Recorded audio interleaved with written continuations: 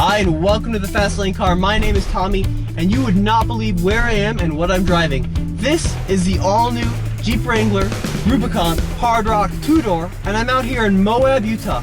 That's right, the 2016 50th Annual Easter Jeep Safari, and that is all coming up next.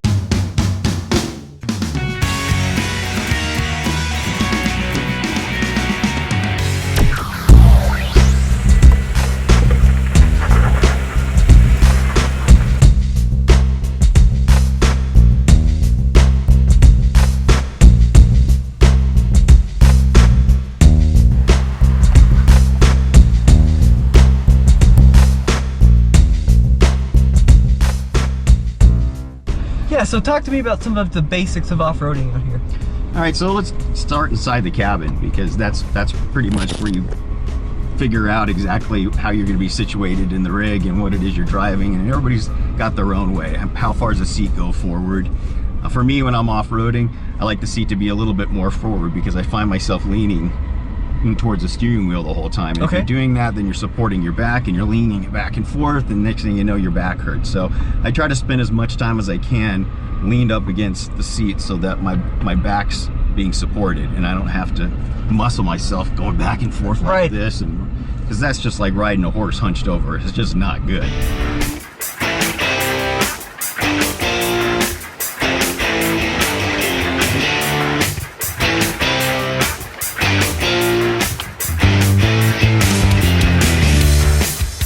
Another thing to keep your health in line when you're in the vehicle is to avoid the digit remover, and that's the steering wheel. If you put your fingers or your thumbs on the inside of the steering wheel and the front tire grabs a rock funny in a way and it whips it, it's gonna whip the steering wheel too, even if you do have power steering. I've even seen it happen with Ram setup steering. So it's just a matter of keeping your fingers outside of the ends of the steering wheel. Now the newer Jeeps, they're more flat-ended, so you don't have that as much of an impact, but still it's a good idea to keep your fingers on the outsides of the wheels, not inside the inner three sections. Okay. Other things too is just making sure you can get your hands on the things that you're going to need to, and that you blindly know where they're at. So it's not a matter of trying to make movements or changes to things and have to look down to find it. You know where the e-brake is, you know where the shifter is, you know where the transfer case shifter is, and you know where they are blindly. So the Rubicon I'm driving right now, I'm not aired down. One, because the rig's pretty capable the way it is with lockers front, rear, and the sway bar disconnects, and the factory grabbing tires, big tires. But mostly I'm just lazy and I don't want to have to air back up again driving around in town. But so airing down though, it does help with a lot of things. It helps with the ride quality, especially in technical driving like this where you have lots of little raised boulders and rocks. And it also helps a lot in traction because you're getting a bigger footprint and it's grabbing and it's softer and it mushes in the side. It also helps too in keeping your tire away from rocks because you've actually flattened out the sidewalls and pushed away from it. But what you do lose though when you do that is ground clearance. And granted it's not a lot, but that little ½ inch could mean the difference between witness marks like this and actually making it up and over an obstacle from your low points.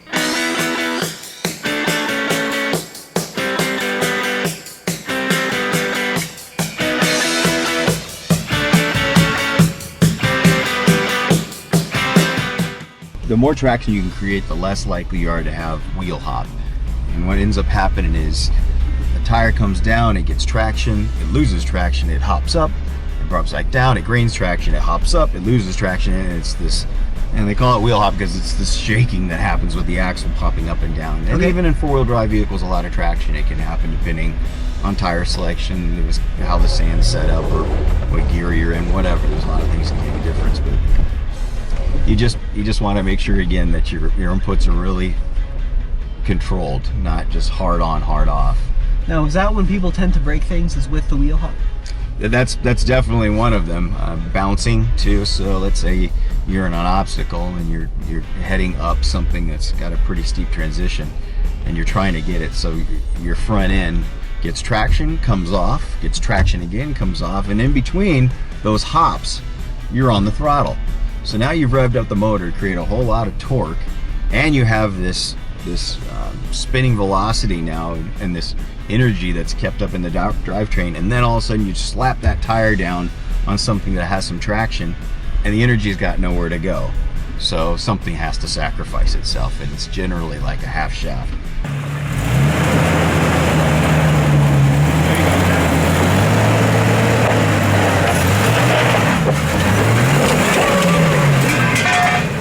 Oh, there goes the cover to your what's it called? Catalytic converter.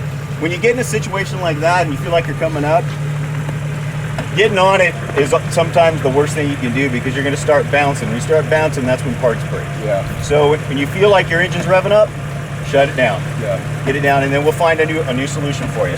So if you've reached its limits, more throttle is not gonna typically get you over that obstacle. No, you'll gain more experience over time of how momentum is your friend, but until you figure that out and you know how to do a maneuver called a bump, meaning you'll come at an obstacle and you just can't quite get over it and you're just spinning tires, you back up a couple feet and you hit it with a little momentum, but that doesn't mean you just drop the hammer and hit it hard. It means you get a little momentum and it helps you just bump over that obstacle and you continue on. But it doesn't help if you don't know how to execute the maneuver. If you haven't done it a lot and you're at risk of breaking something, I wouldn't advise it. Okay.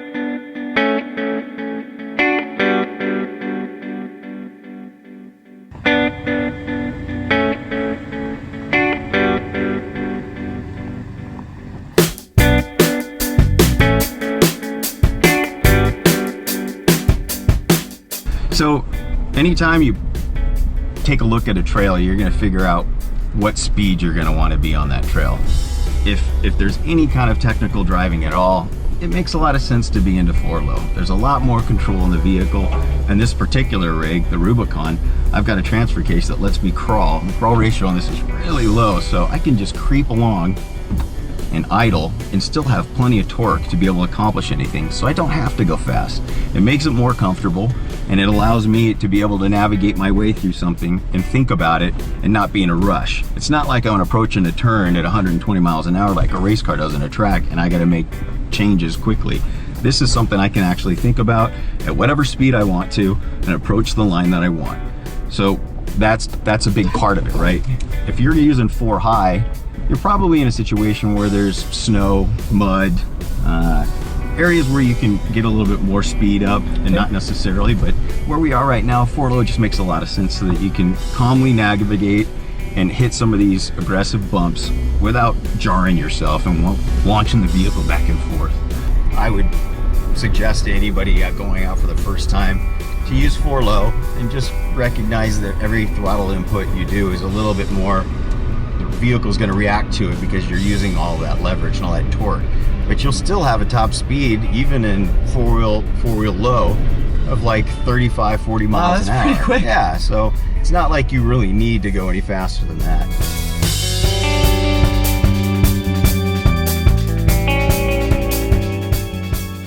Something else you want to pay attention to is where your rear end is, the booty positioning on your rig.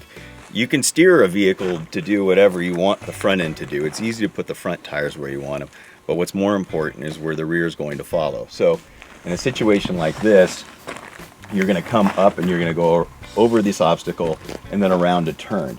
But if there's something on the inside of the turn, like a bush or a big rock, you're going to want to go wide and make sure you get the front tires as far out as you can on the left front corner, then turn in so that right rear tire comes around nice and easy around any obstacle that might be there.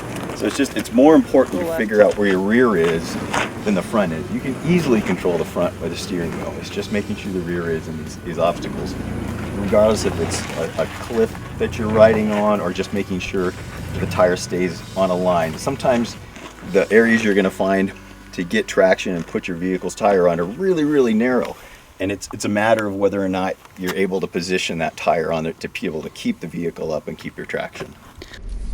So for this next section, I've got the sway bar disconnect engaged, meaning it's disconnected, allowing both the live axles to move freely. I've also got the rear locker on because approaching this next obstacle, I don't want to risk the wheel sliding off of the mainstay or the biggest piece of traction that I'm hoping for, my most stable piece of traction, which is on the right side of the rig, as close as I can get to that tree without hitting it.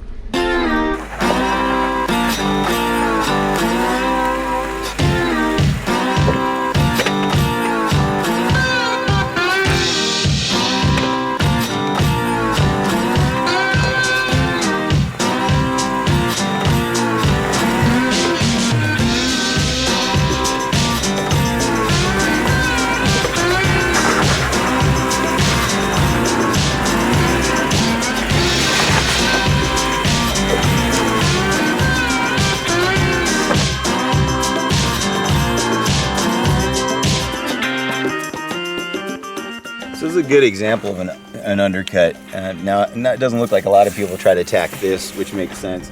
The problem with it is that it allows your tire to get past the point of where you want to be on top. So meaning a lot of your tire exists underneath something that you want to get on top of. And if most of you exist on something that you need to get on top of, you got to pull all of that up and over. And what ends up happening is it starts to try to dig its way under, and worse. I've broken many axle shafts and half shafts and drive shafts because of things like this, where you just start bouncing and making your way and pounding into it. You want to find something that has either a nice slant to it like this to provide traction, or if you have big enough tires, you can take on a vertical edge too, but these aren't the easiest unless you hit them at an angle so you can get that tire up and over.